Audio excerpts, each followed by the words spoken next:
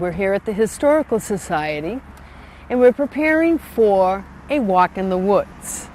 Now Holliston has quite a bit of open space in town and it has a lot of unique features in a lot of this land.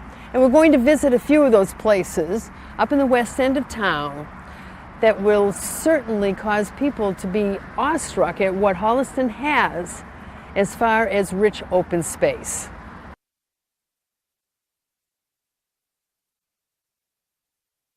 Here we are at the David Fairbanks Conservation Land. I chose this particular spot because there are several sites here that just might awe you to no end. I mean, it's just absolutely fabulous stuff. You're going to say, this is in Holliston? Yes, it is. We have such a rich history here in Holliston.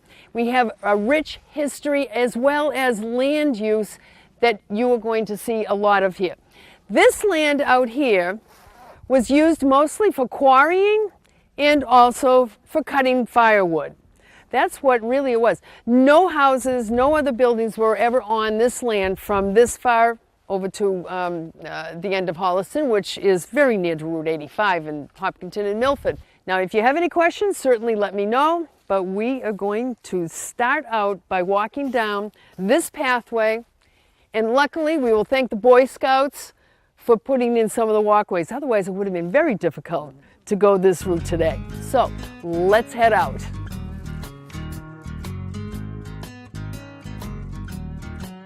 Find the good rocks and climb over.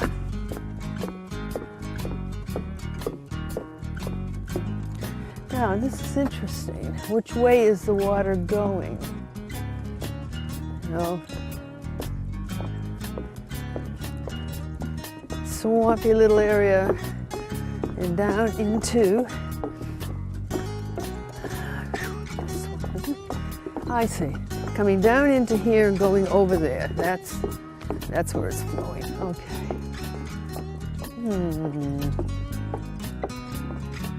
Okay. Yeah, water coming all the way through here and down into there. So this is probably part of what was known as Deerbrook, which we do see on the maps, which was one of the boundary lines, at least for part of the old Indian land that was bequeathed, which, you know, actually was theirs to begin with in 1701. And it was kind of one of the eastern borders of it. So all of the water heads down towards Charles River.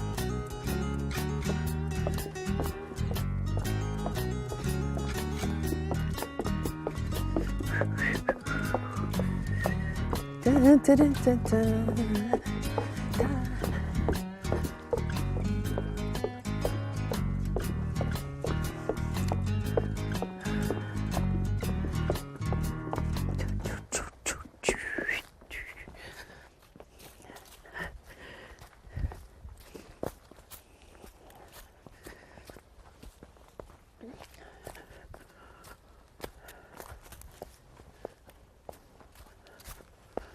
All right, how about it? Shall we head up towards a circle of stones? Yeah, well, let's go.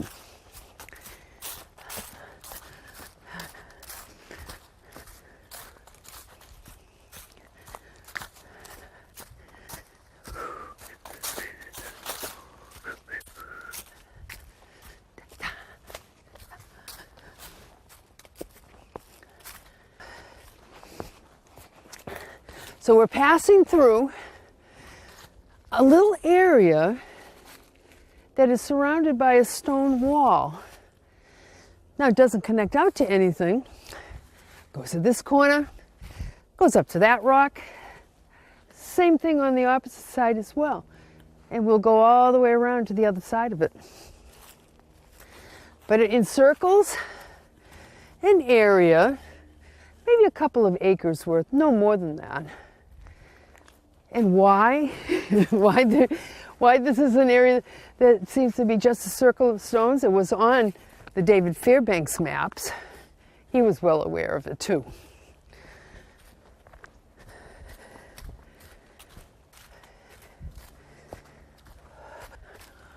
as you can see, going off on this side, goes all the way around.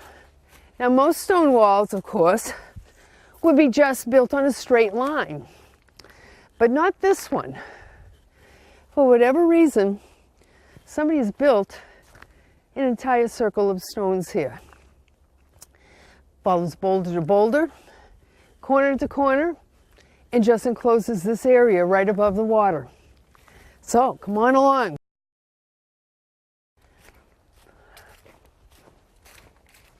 Comes up to here. Now there is a short stone wall that goes off to there, but it doesn't go very far. It just goes to a large boulder.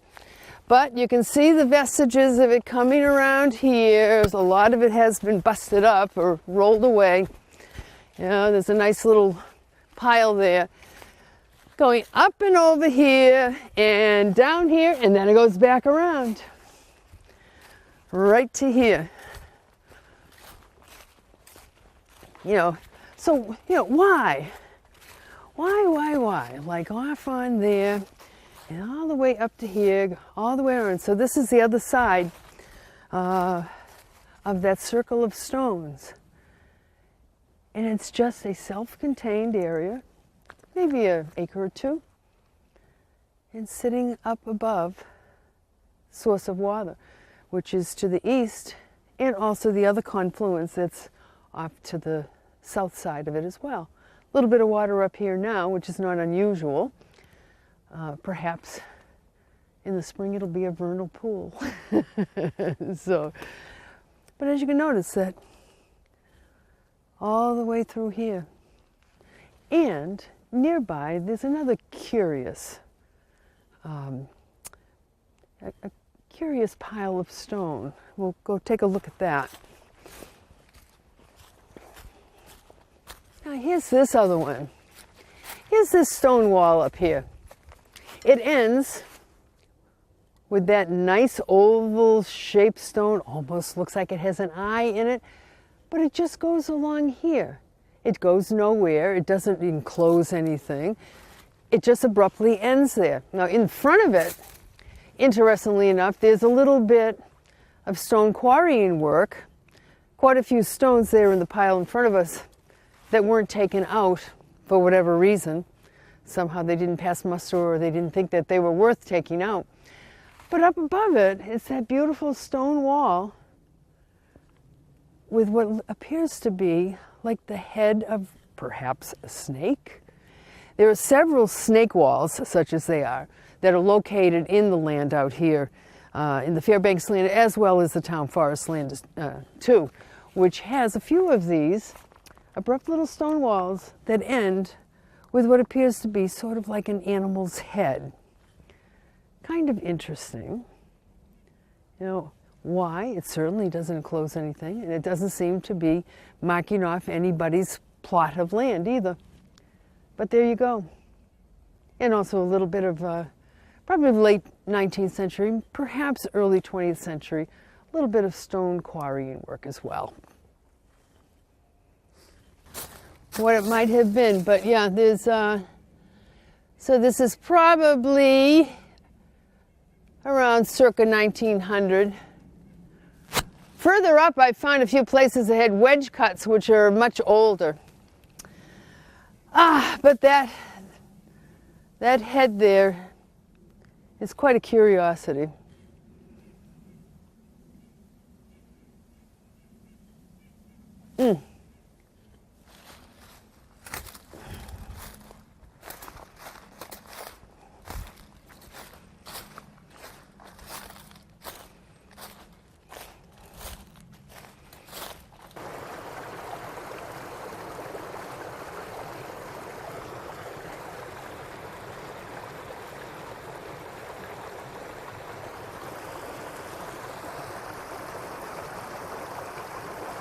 All right,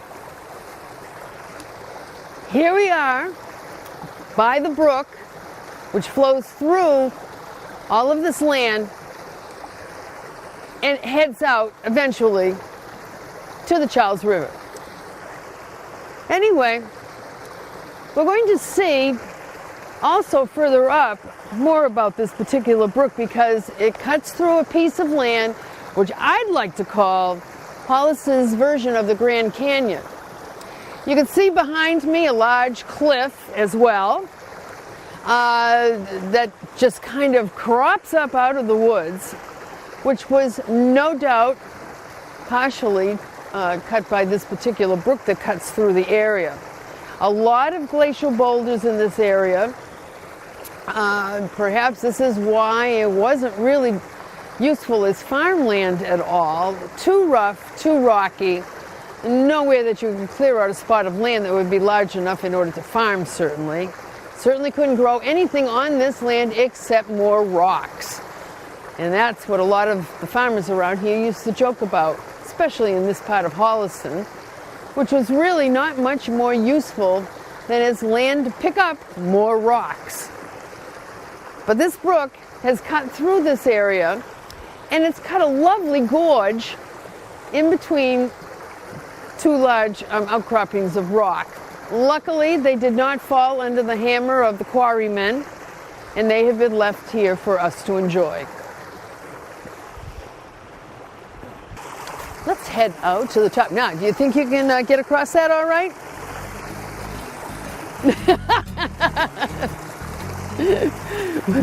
I'll test the stones.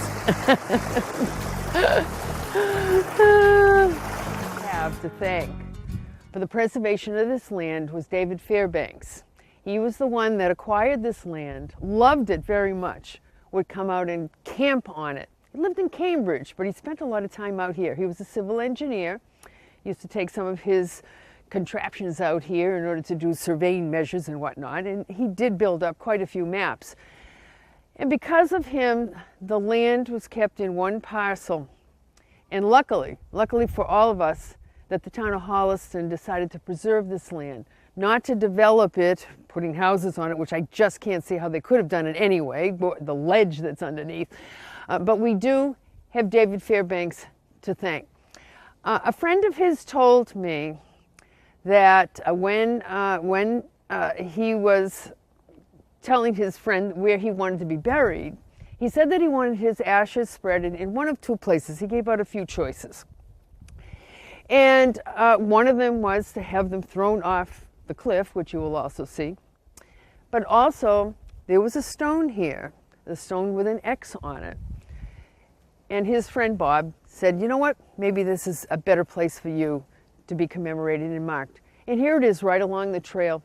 Looks kind of like an old-fashioned gravestone in its shape. And you can see on it somewhat of an X that's up near the top. And what I do every time that I walk by is I give thanks to David for seeing how important and valuable this land was, in that we were able to preserve it and also dedicate it with his name on it. And so, as a thank you, I do something that the Native Americans apparently used to do when they would walk by something that was a memorial or for a spot of remembrance, and they would leave a stone. And so the Native Americans had a great deal of value placed on quartz, which we do find in this particular forest area quite frequently, several outcroppings and all, including arrowheads. And so what I do is I try to find a small quartz stone as a thank you to David Fairbanks as I come by and say thank you for saving this land. And that's what I'm going to do today as well. My little quartz, which will join several other little pieces of quartz I've left. And as I say, thank you, David Fairbanks.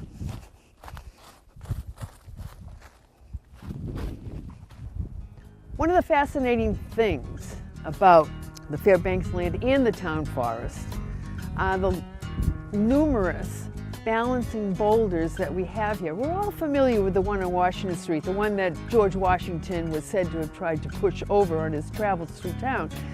But that's not the only balanced boulder that we have in Holliston.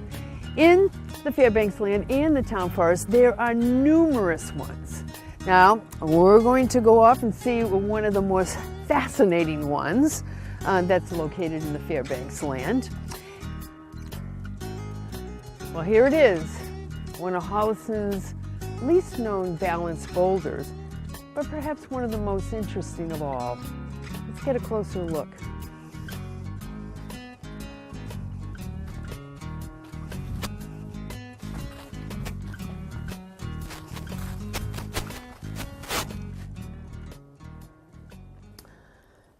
Here it is, kind of shaped like a football, this tall. I'm a little over 5 feet, so you can see that, and out to here. But the interesting thing about it is down here. Look at that. It is just sitting on maybe 2 square feet of ledge, and why it doesn't topple over. Talk about nature having perfect balance. It certainly is this example that really kind of cuts it home here. But I don't think that I can move it. And nature has made sure that it has stayed here for, who knows, thousands of years, since the glaciers came through and left it here. This is one of my favorite balanced rocks, although there are many, many others in the forest. But this one's worth a look. There. There you go. Big boulder. And I don't see any signs of digging away at it that I can see. I'm certain that there really shouldn't, because after all, nature has certainly put an exact balance on it.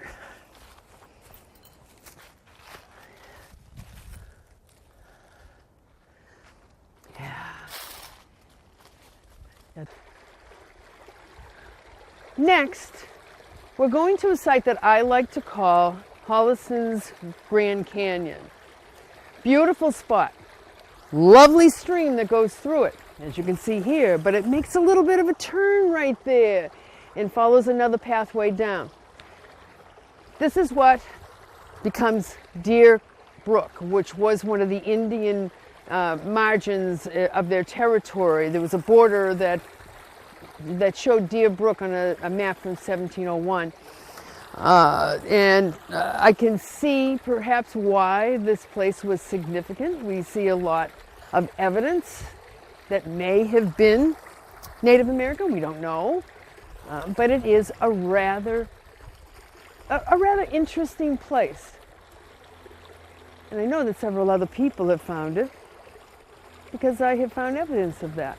So let's go up there and see just why we would call it the Grand Canyon, and see just what's so grand about it. Come on along.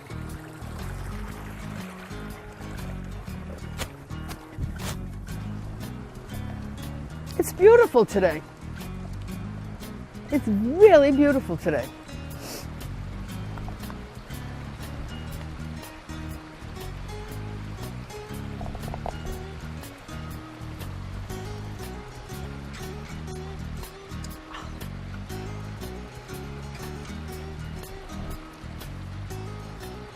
Now, we're looking down onto that brook that we crossed over a little whiles back. And we're looking down upon that brook, and I'm wondering myself, that stone wall. It makes its way down on the opposite side of the hill and then takes a 90-degree angle and comes straight across the brook over to the wall. Why in heaven's name would they build such a thing or put it there? Well, one theory is that that stone wall is part of what was called a fish weir, which would be a dam that would dam up part of the brook in order to keep fish back. And Native Americans were very adept at that. They could close off the water, form a pool, which could have formed right there in front of that stone wall, and then you just sit and wait, get your baskets out, and wait for the fish to come down.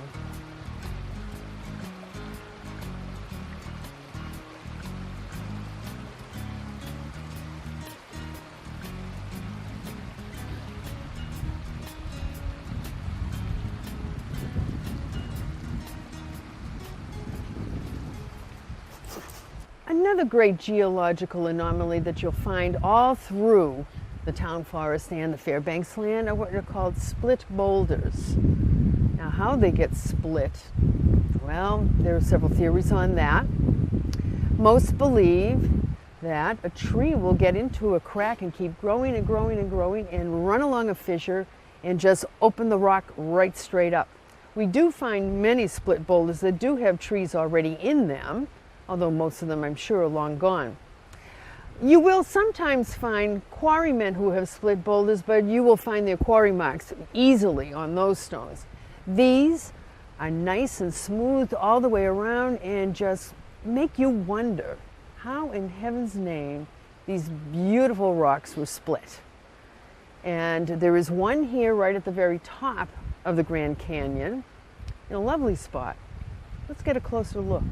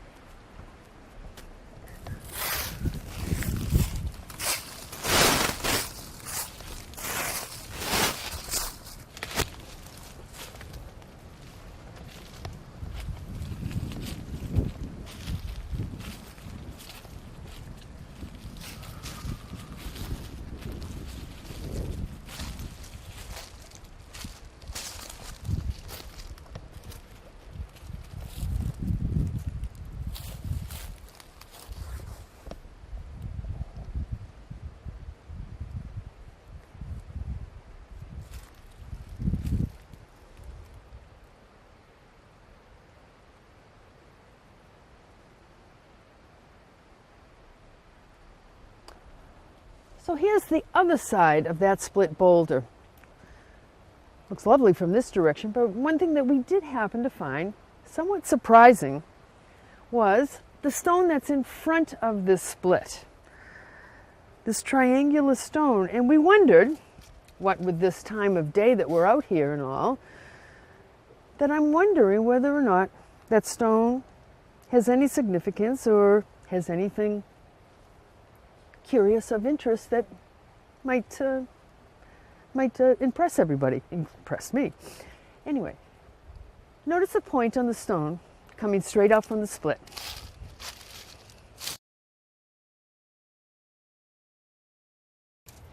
And here we are, right on that point. That point is pointing directly east. Amazing. Totally east. Was that stone placed there in order to do that? So that we can get a really good bead on this. And it is that stone pointing directly east. Now, the thing is, there's another stone behind us that has a similar shape to it. And it's a stone that's right here. And look at that one. It's pointing directly west. Is that why this stone is here? Or is it significance? Or is it just our imagination playing games with us? So, look at that. Now here's what we call a standing stone. Large boulder standing upright. Now whether or not it was naturally standing upright or whether it was perhaps manipulated by human hands, it's hard to know. But what's interesting about this particular stone is that it does have a few faces in it. Now the shadows kind of obliterate a bit of it, but we can see one here. There is one down there where you can see the mouth. And we did find another one down here that was kind of interesting. Who knows whether or not it was manipulated or whether nature again has performed an artistic masterpiece. What we have, is that a snake? Is that an arm? Or what is it? Well, we have the face here, the face down there. It's kind of interesting. You see them a lot in here, and whether or not it's just your imagination at work or whether or not it was human hands at work, we don't really know. But we do appreciate nature's art.